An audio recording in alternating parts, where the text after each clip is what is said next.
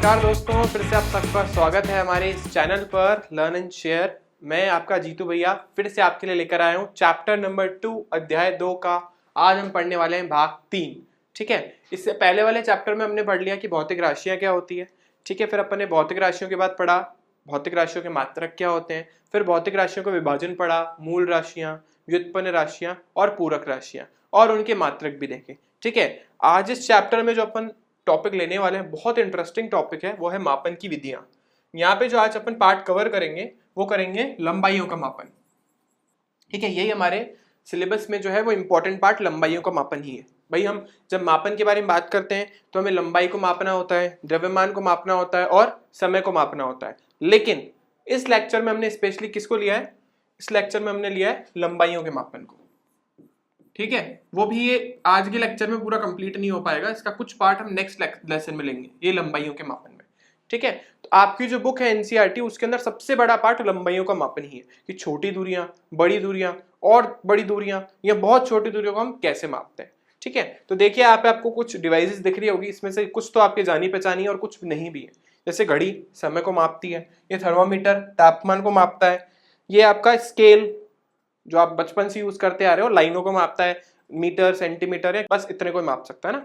इसके बाद ये तराजू द्रव्यमान को मापने के काम आ रहा है। ये डिवाइस एक नहीं है जिसके बारे में भी अपन बात करेंगे डिटेल में, ये हमारा वर्नियर कैलिपर्स, इसके बारे में भी अपने को आज पहले बात करनी है। ठीक है, ये हमारा वर्नियर कैलिपर्स है, देखेंगे इसके बारे में डिटेल में।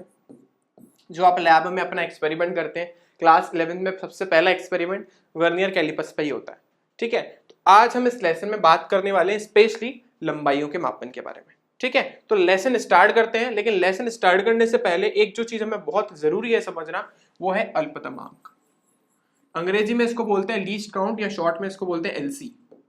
देखो, अगर आप वर्ड को तोड़ोगे ना तो आपको मीनिंग समझ आ जाएगा। वर्ड क्या है? अल्पतमांक। इसको तोड़ो, दो पार्ट आएंगे इसके, अल्पतम और प्लस अंक। ठीक है ना, अल्पतम मतलब न्यूनतम, अल्पतम को हम ऐसे बोल सकते हैं न्यूनतम अंक। तो ये न्यूनतम अंक क्या है? देखो, डेफिनेशन तो क्या है, सिंपल सी डेफिनेशन है कि कोई भी आप डिवाइस उठा के ले आओ, घड़ी ले आओ, स्केल ले आओ, ठीक है ना, कुछ भी ले आओ, थर्मामीटर ले आओ, तो उससे जो न्यूनतम राशि आप माप सकते हो उसी को अपन बोलते हैं अल्पतम मांग। किसी भी यंत्र द्वारा, किसी भी वस्तु द्वारा मापी जा सकने वाली न्यूनतम लंबाई, चौड़ाई या जो भी राशि, कोई भी राशि हम माप रहे हैं, तो न्यूनतम लंबाई, न्यूनतम राशि जो माप सकते हैं उसको अपन क्या बोलते हैं? अल्पतम मांग। जैसे आपकी स्केल है, अभी वापस इस वाले में देखो, इस स्केल में आप सबको पता है कि 0 से 1 सेंटीमीटर के बीच में 10 बराबर भाग होते हैं, 1 2 3 4 5 6 7 8 9 और 10 ही खुद ही होता है। तो देखो इसके अंदर ये जो पहली लाइन है इसकी लंबाई कितनी है? इसकी लंबाई है 1 मिलीमीटर। तो इससे हम कम से कम कितनी राशि माप सकते हैं? हमारी नॉर्मल जो पैमाना होता है, स्केल जो होती है, उससे कम से कम 1 मिलीमीटर हम माप सकते हैं। तो इसका हमारा जो अल्पतम मांग होगा वो कितना हो गया? 1 मिलीमीटर। अब बैठ के हर डिवाइस का ऐसे थोड़ा ना निकालेंगे, तो इसके लिए एक छोटा सा सूत्र होता है। सूत्र तो क्या फर्जीवाड़ा पूरी तरीके से समझिए आप।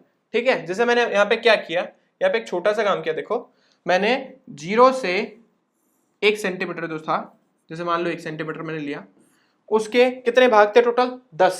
तो इसका अल्पतम मान कितना आया? 0.1 सेंटीमीटर या फिर 1 मिलीमीटर। तो ये कोई सूत्र थोड़ी ना है, ये तो बेसिक सी चीज है, हम भी जानते हैं। बस इसी को फॉर्मूले में क्या लिख दिया जाता है, इसको हम लिखते हैं परास या परिसर, कुछ भी लिख दीजिए, और नीचे है प्रभागों की संख्या। परास का मतलब जो हम, या ऐसा समझ लो आप कि कोई भी यंत्र है उसमें जो न्यूनतम लंबाई होगी ना, ये एक खांचा जो होगा, उस खांचे की लंबाई बटा उस खांचे के अंदर प्रभागों की संख्या।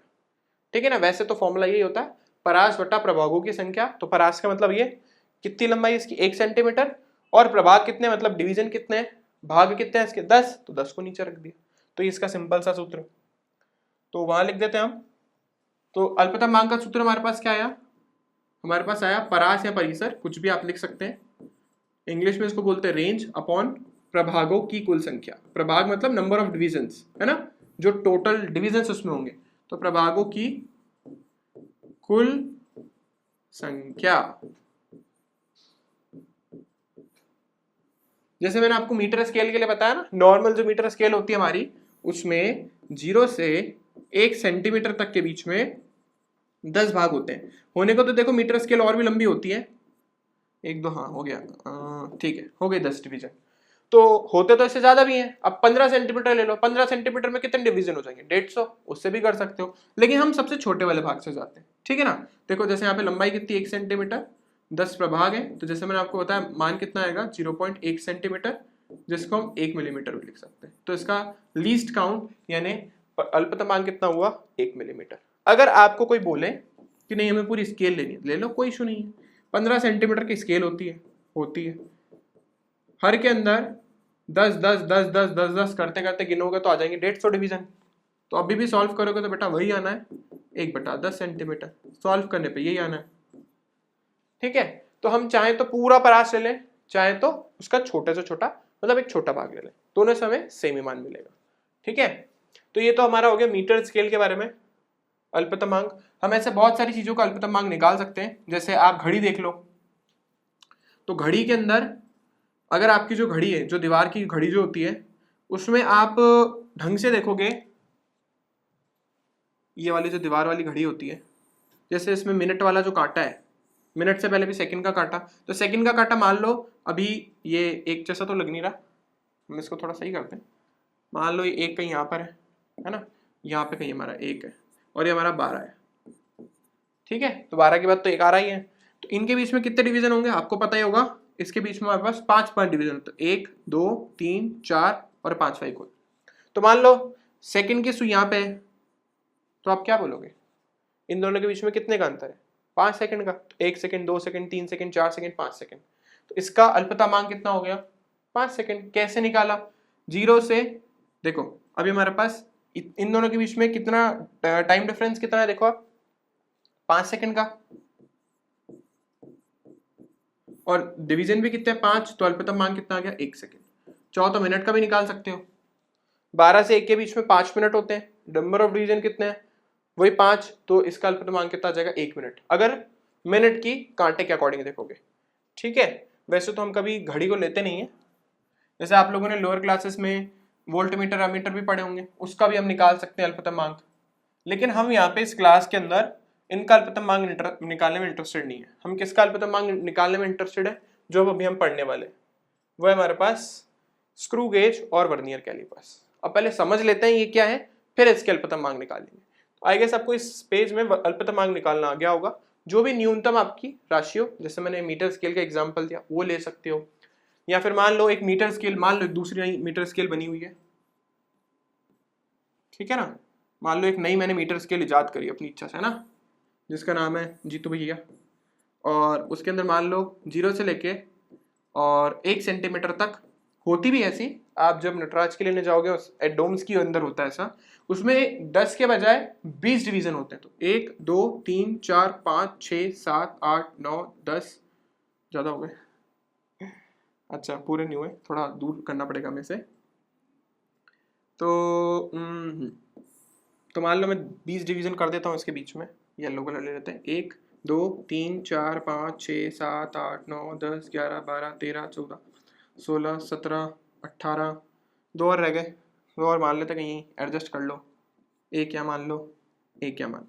तो अभी 0 से 1 सेंटीमीटर के बीच में कितने डिवीजन हो गए 20 डिवीजन, तो इसका अल्पतमांक और छोटा हो जाएगा, वो कितना आ जाएगा, अब आप सॉल्व करोगे तो आ जाएगा 0.05 सेंटीमीटर, जिसको आप 0.5 मिलीमीटर भी लिख सकते हो। सर ये कैसे लिख दिया, तो बेटा आप सबको पता ही होगा कि 1 सेंटीमीटर में कितने मिलीमीटर होते हैं 10, तो सेंटीमीटर से मिलीमीटर में जाने के लिए 10 से गुणा कर दिया, जब गुणा करते हैं तो ये जो हमारा दशमलव होता है वो आगे जाके शिफ्ट हो जाता है, ठीक है ना, एक बिंदु राइट हैंड साइड की तरफ शिफ्ट हो जाएगा, ठीक है। तो इसका अपन ने अल्पतमांक निकाल दिया, ऐसे कोई भी डिवाइस हो हम उसका अल्पतमांक आराम से निकाल सकते हैं। अब अपन आगे चलते हैं, हमारा मेन मोटिव इनका अल्पतमांक निकालना, ये भाई से आपका, ठीक है। इससे पहले अपन बात कर लेते हैं लंबाइयों के मापन के बारे में, जो एक्चुअली हमारा मेन टॉपिक है। तो ये क्या बोल रहा है, देखो अगर 10 की घात -3 मीटर से 10 की घात 2 मीटर तक की लंबाई हमें मापनी है तो मीटर पैमाने का उपयोग कर सकते हैं। अब देखो 10 की घात -3 मीटर का मतलब कितना होता है, अगर आप इसको सेंटीमीटर में परिवर्तित करोगे तो आप इसे 100 से गुणा करोगे, ठीक है ना, 100 का मतलब 10 की घात 2, और अब सेंटीमीटर को मिलीमीटर में परिवर्तित करोगे तो 10 की घात 1 से गुणा करोगे, तो कट के हमें कितना मिला 1 मिलीमीटर। तो इन शॉर्ट ये स्टेटमेंट क्या बोलना चाहता है कि आप मीटर स्केल से 1 मिलीमीटर से 10 की घात 2 यानी 100 मीटर तक की लंबाई आप माप सकते हो। ठीक है ना, आप देखा भी होगा जो फीता वीता आता है वो 100 मीटर से लंबा नहीं आता। तो आप मीटर स्केल से ज्यादा 1 मिलीमीटर से 100 मीटर तक की लंबाई आप माप सकते हो। उसके अलावा दूसरी लंबाइयों के लिए दूसरी अलग अलग चीजें यूज भी होती है। जैसे आपको पता होगा रोड की लेंथ के लिए एक व्हील जैसा कुछ वो लेके चलते हैं, अगर आपने कभी देखा हो ऐसा कुछ करते हुए, तो व्हील लेके चलते हैं अपने साथ। ठीक है ना, ये एक चक्री जैसा होता है जो चलाते हैं, वो जितने चक्कर वो काट लेता है इसकी लंबाई हमें पता होती है। जैसे मान लो इसकी लंबाई 2 पाई आर होनी है परिधि के बराबर, और मान लो लंबाई मापते मापते मापते मापते इसने 100 चक्कर काट लिए या 1000 चक्कर काट लिए मान लो, तो लंबाई इसके बराबर हो जाएगी, जहाँ पे त्रिज्या आपको पता ही है। इस तरीके से भी हम लंबाइयाँ माप सकते हैं। लेकिन अगर हमें बहुत सूक्ष्म लंबाइयाँ मापनी हो, बहुत सूक्ष्म तो नहीं, नॉर्मल, जैसे मान लो मैं आपसे बोलूँ कि मेरे हाथ में पेंसिल है, मुझे इसकी त्रिज्या चाहिए या मुझे इसका व्यास चाहिए, प्रॉब्लम फंस गए। क्यों? क्योंकि इसकी त्रिज्या वो निकाल तो स्केल से भी सकते हो लेकिन उससे एक्यूरेट नहीं आएगी। ठीक है ना, हमें बिल्कुल एक्यूरेट चाहिए। ठीक है, अभी स्केल से निकालोगे तो कुछ ना कुछ गड़बड़ आएगी, लेकिन मैं इसकी एक्यूरेट वैल्यू चाहता हूँ, तो उसके लिए आप मीटर स्केल का उपयोग नहीं कर सकते। ठीक है, क्यों नहीं कर सकते? मान लो इसकी जो व्यास है ना वो मान लो 2,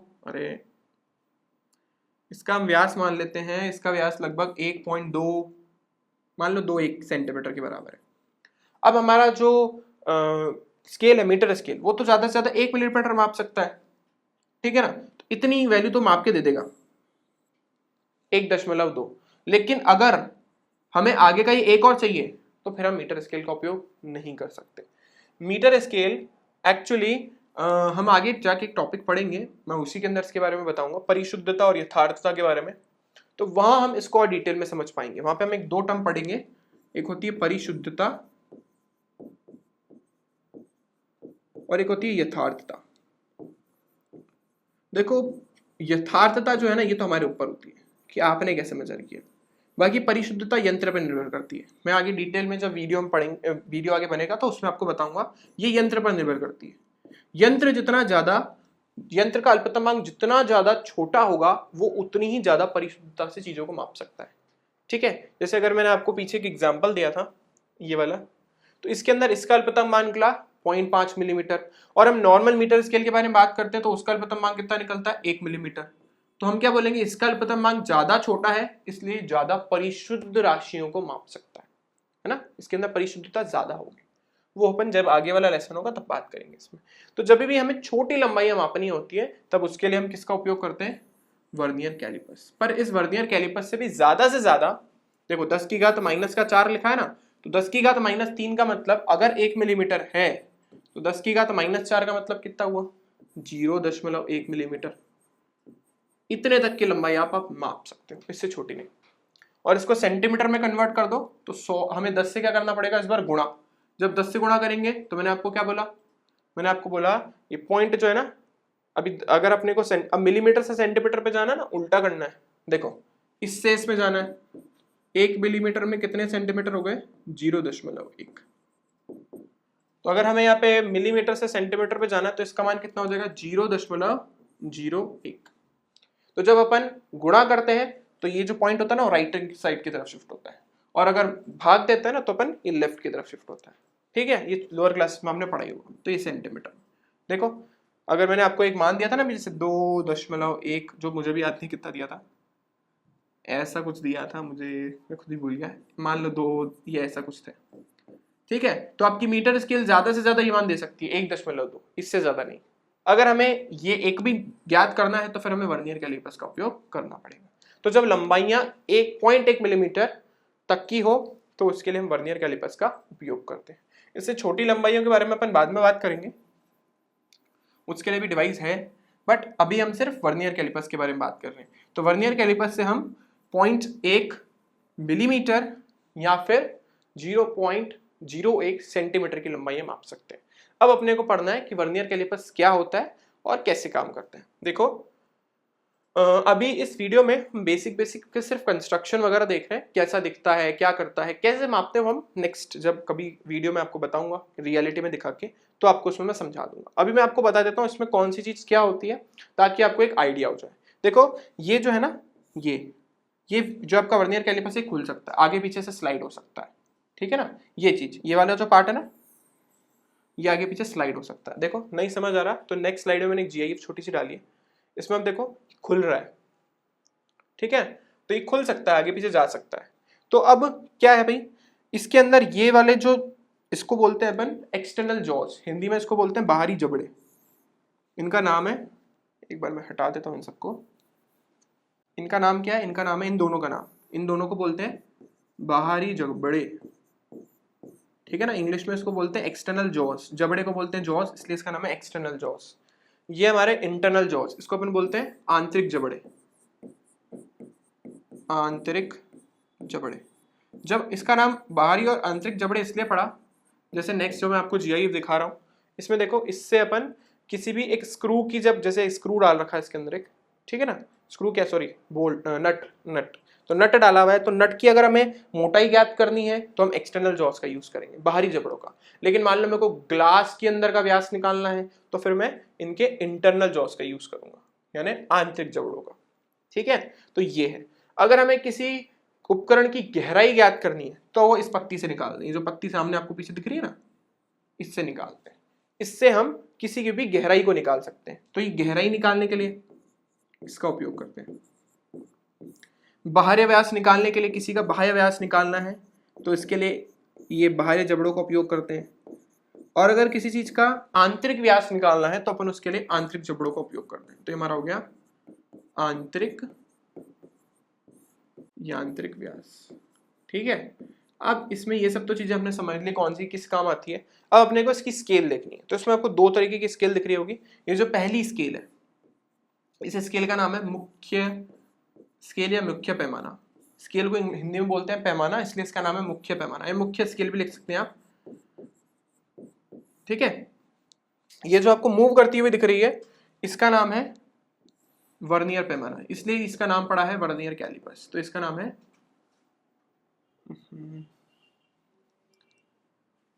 वर्नियर पैमाना, यानी वर्नियर स्केल,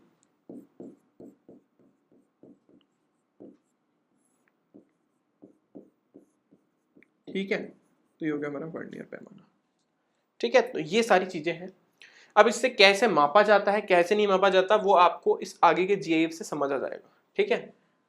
इससे मैं कोशिश करता हूँ समझाने की, वरना एक अलग से वीडियो हम बनाएंगे, उसमें आपको बता देंगे रियलिटी में कैसा दिखता है और कैसे मापा जाता है।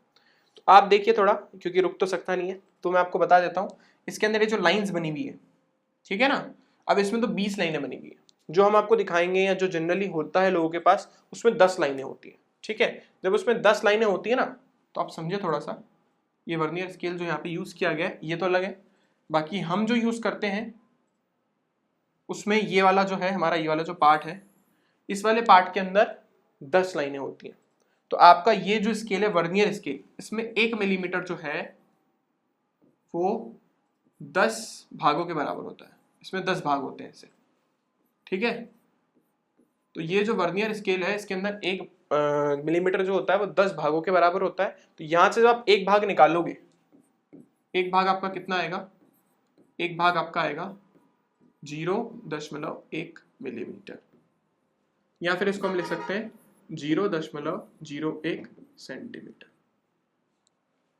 ठीक है ना। तो ये इसका अल्पतमांक है, किसका, इस वाली स्केल का, वर्नियर स्केल का। बाकी मुख्य पैमाने का तो आप ही जानते हो 1 मिलीमीटर होता ही है। बाकी वर्नियर स्केल का कितना होता है, 0.1 मिलीमीटर, ठीक है ना, या फिर 0.01 सेंटीमीटर। तो अब अपन क्या कर रहे हैं, ये आपको थोड़ा सा पिक्चर सामने दिख रहा होगा। इसके अंदर 1 के बजाय 10 के बजाय 20 भाग है। तो जब इसके अंदर 10 के बजाय 20 भाग है ना, तो इसके अंदर क्या होगा, एक मिनट में देख लेता हूँ 10 है या 20 है। 1 2 3 4, हाँ इसमें 20 भाग है, ठीक है ना। वैसे इसके अंदर 20 भाग है, तो उसके अकॉर्डिंग, या तो आप उसके अकॉर्डिंग देखें, डायरेक्टली देखेंगे तो आप देखिए इस वाली लाइन, ये जो वाली जो लाइन है, एक मिनट में इसको रब करें, इस वाली मेन स्केल के अंदर अगर आप देखेंगे तो मेन स्केल के अंदर आपकी जो लाइन, पहली लाइन जो मीट हो रही है वो आपकी हो रही है 2.4 वाली, यानी चौथी लाइन के ऊपर ही मीट हो रहा है। चौथी से थोड़ा सा आगे चल रहा है, लेकिन हम उससे पीछे वाली वैल्यू देखते हैं, ठीक है ना। ये दो मतलब जो लास्ट वाली है ना, ये वाली लाइन जो हमारी, तो मैं ऐसा करता हूँ पीछे जाके इसके अंदर आपको बताता हूँ। हाँ, तो उसके अंदर क्या है, ऐसा है कि जो 2.9 है और जो 3 सेंटीमीटर है उसके बीच में हमारा लाइन आ रही है वर्नियर पैमाने की। तो हम 3 पे नहीं मानते, हम किसको मानते हैं इसको, इससे पहले वाली लाइन पे। 0 जो आ रहा है ना वर्नियर का, वो यहाँ पे आ रहा है। तो ये हमारा कितना आ गया, 2.9 सेंटीमीटर मुख्य पैमाने का मान। अगर आप ऐसे नहीं मापना चाहते हो तो मुख्य पैमाने पर कितने डिवीजन से कितने प्रभाग आपको मिले, 29 को आप 0.1 सेंटीमीटर या 1 मिलीमीटर से गुणा कर दीजिए, आपको मिल जाएगा 2.9 सेंटीमीटर। मतलब मुख्य हमारे पास 29 तो हो गए इसके प्रभाग। अगर आप मिलीमीटर में परिवर्तित करना चाहते हो तो 29 मिलीमीटर, या सेंटीमीटर पे 2.9 सेंटीमीटर। ठीक है ना। तो ये हमारे मुख्य पैमाने का, तो ये मुख्य पैमाने का मान आ गया। अब मुख्य पैमाने के बाद अपने को समझना है वर्नियर कैसे पढ़ते हैं। तो वर्नियर पढ़ना देखो कोई मुश्किल काम नहीं है। इसके अंदर थोड़ा देखेंगे आप, जब भी जूम होगा तो ये आपको अलग अलग लाइन पे दिखा रहा होगा। ये वाली लाइन जो है ना बिल्कुल एक्यूरेट मैच कर रही है, ये वाली, ये 7वीं लाइन है। तो आपके वर्नियर पैमाने का जो मान आपको मिला वो मिला आपको 7 प्रभाग। ठीक है, वर्नियर पैमाने में आपको मिला 7 प्रभाग, यहाँ पे लिख देते हैं हम। मुख्य पर आपको मिला 2.9 सेंटीमीटर, जो हमने पहले निकाल दिया। और जो हमारा वर्नियर है उस वर्नियर पर आपको मिले 7 प्रभाग, 7 और गुणा इसका लीस्ट काउंट 0.01 सेंटीमीटर। तो आपका इसका मान आया 0.07 सेंटीमीटर। दोनों को कर दो ऐड, हमें मान मिलेगा 2.79 सेंटीमीटर। तो ये जो इसने ये एक नट लिया था, उस नट की जो व्यास आप बोल सकते हो वो है इसका। ठीक है, तो ऐसे अपन इसका उपयोग करते हैं। बस हमारा अपने आपको याद क्या करना है, यहाँ पे इसका अल्पतमांक, वो एग्जाम में बहुत ही ज्यादा पूछा जाता है। तो इसका अल्पतमांक जो आपको वो याद रखना है वो कितना होता है, 0.01 सेंटीमीटर। अगर ये याद ना हो तो 0.1 मिलीमीटर। आपको बस इतना याद रखना है कि 1 मिलीमीटर जो होता है वो 10 भाग के बराबर होता है, तो आप आराम से निकाल लोगे। अगर मान लो लंबाई इससे भी और छोटी हो तो फिर अपन किसका उपयोग करेंगे, उसके लिए अपन यूज करते हैं स्क्रू गेज का। तो लिखा है देखो यहाँ पे 10 की घात -5। तो जैसे अपन ने पीछे पढ़ा ना, 10 की घात -4 का क्या मतलब होता है, 0.1 मिलीमीटर। तो 10 की घात -5 का क्या मतलब हो गया, 0.01 मिलीमीटर। या सेंटीमीटर में 10 से और भाग दे दो तो ये जो पॉइंट है ना ये आगे शिफ्ट हो जाएगा, 0.001 ये सेंटीमीटर। ये इसका अल्पतमांक है। ठीक है, तो अगर हमें कभी भी ऐसी लंबाई मापनी है तो हम या तो स्क्रू गेज या तो स्पैरोमीटर का यूज करते हैं। देखो स्पैरोमीटर एक अलग थोड़ी सी डिवाइस होती है।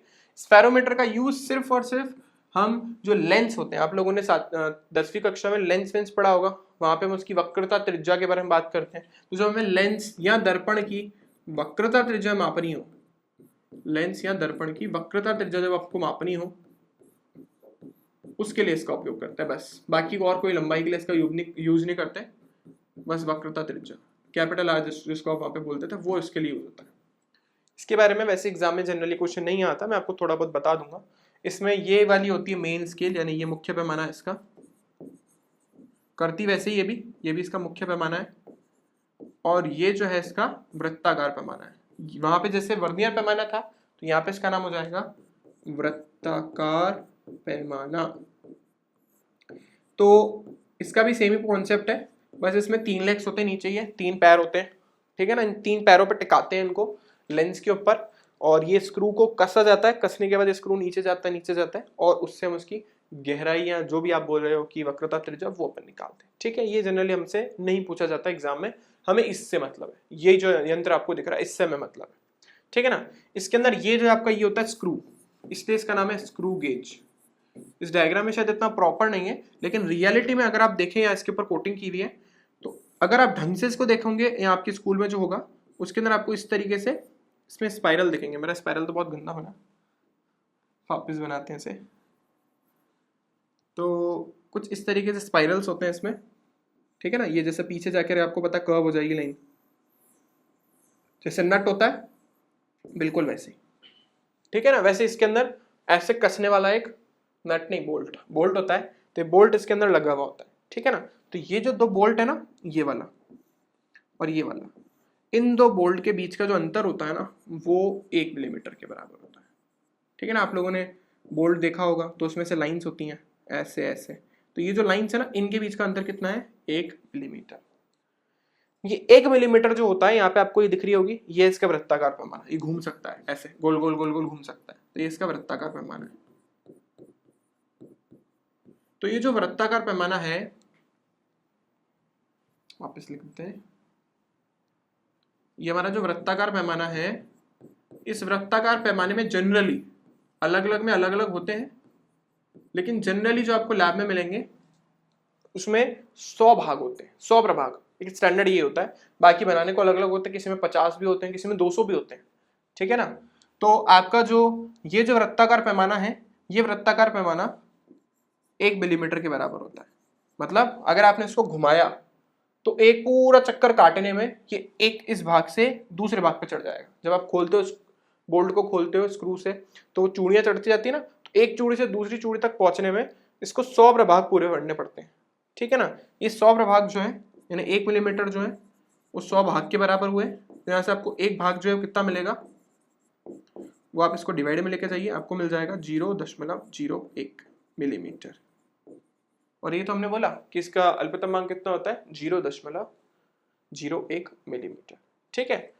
इसके अंदर इसको बोलते हैं हम मुख्य पैमाना, ये है इसका मुख्य पैमाना।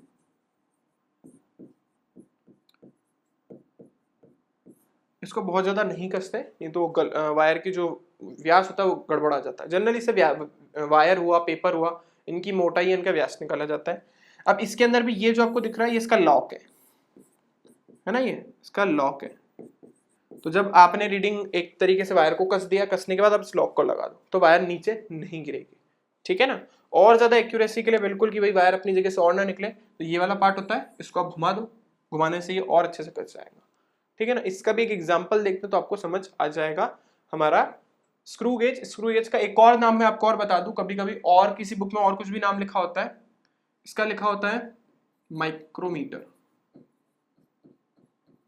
है ना। इसका नाम कहीं कहीं ऐसा भी होता है, माइक्रोमीटर पे मैंने देखा।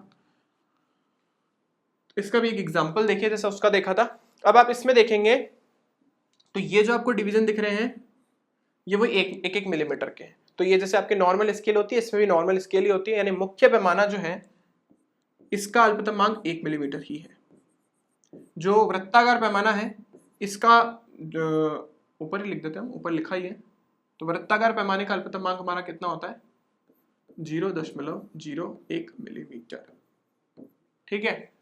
अब अगर आप इसकी रीडिंग पढ़ना चाहते हैं तो देखो, आप ढंग से देखेंगे तो आपको रीडिंग समझ आएगी। 10 देखो, इसके यहां से स्टार्ट करते हैं, ये 0 है, 1 2 3 4 5 तो पूरे हो गए, 6 7 8 9, 90वीं लाइन इसने कंप्लीट कर ली। 9 लाइन आपको साफ साफ दिखनी चाहिए, पीछे से वाले से मतलब नहीं, आधी दिख रही है इसके आगे वाले, लेकिन वो काउंट नहीं करेंगे, 90वीं लाइन देखेंगे। तो जो 90वीं लाइन है वो मुख्य पैमाने का मान हो गया, तो मुख्य पैमाना हो गया 9 मिलीमीटर के बराबर, ठीक है। और अगर वृत्ताकार पैमाने पे आप देखेंगे तो पढ़ते देखो ऊपर से, तो ये 10वीं लाइन यहाँ कंप्लीट हुई, तो ऑब्वियसली 11वीं होगी, फिर 12वीं 13वीं 14वीं, फिर 15वीं आ रही है, तो इसके ऊपर ऐसे बढ़ता है क्रम। तो आपकी वृत्ताकार पैमाने का पाठ्यांक कितना हो गया, 11। तो वृत्ताकार पैमाना हो गया, इसमें ही जोड़ेंगे 11, इसके जितने प्रभाग हैं उसको आपके इसके अल्पतमांक से आप गुणा कर दो, ठीक है। तो आपको कुछ इस तरीके का मान मिलेगा, जिसको आप लिखोगे 9 मिलीमीटर प्लस 0.11, तो हमें मिला 9.11 मिलीमीटर, ठीक है ना। ये जो भी इसके बीच में लगाया गया होगा, मान लो कोई स्क्रू है या वायर है या जो भी है, उसकी मोटाई है, ठीक है ना। मान लो यहाँ पे कोई वायर रखी हुई है, इस तरीके से अपन हमारे स्क्रू गेज का उपयोग करते हैं, ठीक है। तो ये 2 डिवाइसेस हमारे काम की थी, वो अपन ने खत्म कर ली। बड़े लेंथ के लिए हम समझ गए कि हमको मीटर स्केल का उपयोग करना है, छोटी के लिए हम वर्नियर कैलिपर्स, उससे छोटी हो जाए तो हम हमारे क्या बोलते हैं स्क्रू गेज का उपयोग करते हैं। अब मान लो आपको बहुत बड़ी लंबाइयां ज्ञात करनी हो, तो मान लो आपको कोई बोले कि भाई है ना, जैसे आपको पता है कि पृथ्वी की जो त्रिज्या है उसका मान कितना है, 6400 किलोमीटर। तो क्या न्यूटन भाई साहब जो है रूलर लेकर के, स्केल लेकर के, एंटीचेप लेकर के पृथ्वी के चारों तरफ घूमने गए थे क्या, उसका व्यास निकालने के लिए? ऑब्वियसली ऐसा तो कर नहीं सकते, ठीक है ना।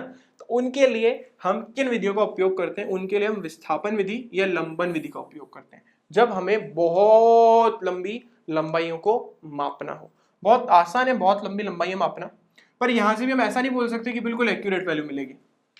एरर तो यहाँ पे भी आएगी, लेकिन इससे लगभग मान हमें पता चल जाता है। जैसे यहाँ से हमें सूरज देवता की दूरी ज्ञात करनी है, ऑब्वियस सी बात है मैं एक टेप लेकर के जाऊंगा नहीं ना सूरज बाबा के पास मापने के लिए, या चंदा मामा से यहाँ की दूरी ज्ञात करनी तो वो भी नहीं कर सकता मैं, या चंदा मामा का व्यास निकालना है तो उसके ऊपर जाऊँ एक जगह वहां से वो एक जना स्केल पकड़े मैं दूसरी जगह से पकड़ूँ और हम उसकी लंबाई माप लें, ऐसा तो संभव नहीं है। तो उसके लिए अपन किन विधियों का उपयोग करते हैं, विस्थापन विधि या लंबन विधि। देखो इंग्लिश में इसको बोलते हैं पैरालैक्स मेथड। पैरालैक्स मेथड इसका नाम पड़ा है कुछ रीजन से। जब आप किसी चीज को देखते हो, ठीक है ना, आप खुद पे भी घर पे भी छोटा सा एक्सपेरिमेंट कर सकते हो। जो आप दूर की कोई चीज को देखते हो, जैसे मेरे सामने एक स्टैंड है, अगर मैं इसको एक आंख बंद करके देखूंगा तो इसकी पोजीशन कुछ और दिखेगी, दूसरी आंख बंद करके देखूंगा तो ये अपनी जगह से खिसक चुका होगा। मान लो एक आंख बंद करने पे यहाँ दिख रहा है, तो दूसरी आंख बंद करने पे आपको कहीं ना कहीं इसकी पोजीशन चेंज दिखेगी। यही लंबन विधि का सिद्धांत है कि हम एक के बजाय यहाँ पे दो प्रेक्षण बिंदु लेते हैं, इनको हम बोलते हैं प्रेक्षण बिंदु, और हमारी आंख जहां से हमें दूरी ज्ञात करनी थी, ठीक है ना। मान लो आप हिमालय से दूर खड़े हो, ठीक है ना, और हिमालय की चोटी आपको दिख रही है, मान लो दिखेगी तो नहीं, ऑब्वियस सी बात है, वो उसके लिए आपको उसका यूज करना पड़ेगा दूरदर्शी का। तो अगर दिख जाती है तो भी आप निकाल सकते हो उससे हमारी और उसकी दूरी कितनी है, वही अपन यहाँ पे पढ़ने वाले हैं, ठीक है ना। लंबन विधि पैरालैक्स मेथड इसलिए पढ़ा क्योंकि जब हम एक आंख बंद करके चीज को देखते हैं तो कहीं और दिखती है, और दूसरी आंख बंद करते हैं तो उसी वस्तु का जो मतलब जो वहां पे वो वस्तु थी वो चेंज हो जाती है, दूसरी जगह दिखने लग जाती है, ठीक है। इसलिए इसका नाम क्या पड़ा, लंबन विधि या विस्थापन विधि। इंग्लिश में इसको बोलते हैं पैरालैक्स मेथड। देखो काम कैसे करती है, तो अपन ने जो पहले फॉर्मूला पढ़ा था कौन सा, कोण बराबर चाप बट्टा त्रिज्या, इसका उपयोग करना है। देखो ठीक है, याद करो यही वाला, ठीक है। तो इसके अंदर हमने इसको हमने एस बोला था चाप, इसको थीटा बोला था, इसको अपन ने आर बोला था। तो मैंने इनमें एक रिलेशन बताया था, थीटा बराबर एस बट्टा आर, ठीक है ना। ये काम करना है। तो इस स्लाइड में आप देखिए बहुत प्यारा सा मैंने आपके सामने एक डायग्राम बहुत अच्छा सा बना रखा है। मेरी धरती माता, बहुत ज़्यादा कोरोना फैल रहा है तो इस कोरोना को हमने धरती माता को मास्क पहना दिया, जो कि पहनना भी आजकल बहुत जरूरी है, ठीक है। और इस धरती माता से मान लो ये कोई स्टार है दूर चमकता हुआ, और हमें क्या करनी है, धरती माता से इस स्टार की दूरी निकालनी, ठीक है। तो कैसे निकालेंगे वो देखना अपने को। तो वैसे तो मैंने आपको बताया था कि समतल कोण जो होता है वो इस तरीके से वृत्ताकार पथ पर काम करता है, पर मान लीजिए यही बिंदु अगर बहुत पास पास हो जाते हैं, यही बिंदु बहुत पास पास हो जाते हैं, तो ये लाइन लगभग एक सरल रेखा बन जाती है। अगर वृत्त पर दो बिंदु बहुत पास पास हो तो उनके मध्य की दूरी कर्व होने के बजाय स्ट्रेट लाइन यानी सरल रेखा बन जाती है। तो हमने भी यही बोला कि ये बिंदु बहुत दूर है, तो आप एक सरल रेखा पृथ्वी को काटते हुए जाती हुई ऐसे खींच दो। मान लो उसके साथ इनके दो बिंदुओं ने, पृथ्वी पर दो बिंदु हैं, इन दो बिंदुओं को हम बोलते हैं प्रेक्षण बिंदु। प्रेक्षण बिंदु ए, प्रेक्षण बिंदु बी, या दो, जो भी आप बोलना चाहो। इसको यहाँ पे अपन बोल देते हैं ए, इसको अपन बोल देते हैं यहाँ पे बी। तो हमें दो प्रेक्षण बिंदु मिल गए, ठीक है। अब इस प्रेक्षण बिंदु से हमें उसको हमारे उस स्टार को देखना है। स्टार को देखने के बाद हमको क्या करना है, अपने को देखना है कि भाई इन बिंदुओं से उसके साथ कितना कोण बनता है। जितना कोण बनता है उस कोण को अपन बोल देते हैं यहाँ पे थीटा। अब देखो अगर हमें ए बी का मान पता है, अगर हमें थीटा का मान पता है, तो क्या हम इनके मध्य की दूरी नहीं निकाल सकते? यही तो है इसकी दूरी, ये रही इसकी दूरी। इसी को तो हम इतनी देर से आर आर आर आर गाते जा रहे हैं। तो यही तो हमारी आर है जो हमें दूरी ज्ञात करनी है, ठीक है। हमारे केस में हमने इसको एस लिया, चलो ठीक है, कोई फर्क नहीं पड़ता इस चीज से। हमने हमारे इसके अंदर इसको एस माना है, तो इसको हम एस ले लेते हैं, ठीक है। तो हमारा वही सूत्र, फॉर्मूले को रट्टा नहीं मारना, कोण बराबर चाप बटा त्रिज्या, बस इतना। तो कोण कितना है, थीटा। चाप के नाम पे कौन है आपका, आधार, आधार मतलब ए बी, और दूरी को हमने माना है एस। भाई ये बिंदु बहुत पास पास है, हमने बहुत दूर दूर बनाया, ये बहुत बिंदु पास पास है, ताकि ये मान और ये मान लगभग बराबर हो जाए, क्योंकि कोण बहुत छोटा बनेगा, क्योंकि वस्तु बहुत दूर रखी हुई है। तो यहां से अगर हम एस निकालेंगे तो एस किसके बराबर हो जाएगा, ए बी बटा थीटा। बस यहाँ पे थीटा किस में होना चाहिए, ये रेडियन में होना चाहिए, ये हम पहले ही बात कर चुके हैं, ठीक है। तो ये हमारा मान जो किस में होना चाहिए, रेडियन में होना चाहिए।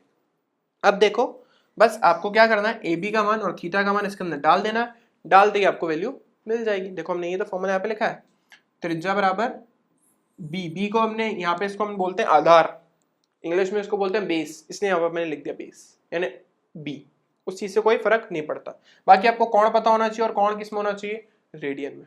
और सर हमें तो डिग्री में निकालना आता है, तो प्रीवियस वाली जो क्लास है वो जाके देखो, डिग्री से रेडियन में जाने का क्या तरीका है, हम पाई बटा 180 से उसको क्या कर देते हैं, गुणा कर देते हैं, तो हम डिग्री से किस में आ जाते हैं, रेडियन में। सिंपल।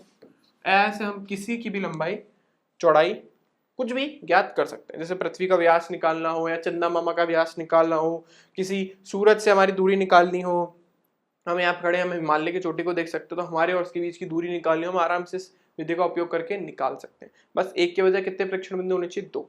ठीक है, जो बहुत पास पास होने चाहिए और कोण बहुत छोटा बनना चाहिए। वैसे भी वस्तु बहुत दूरी होगी तो कोण हमेशा छोटा ही बनेगा।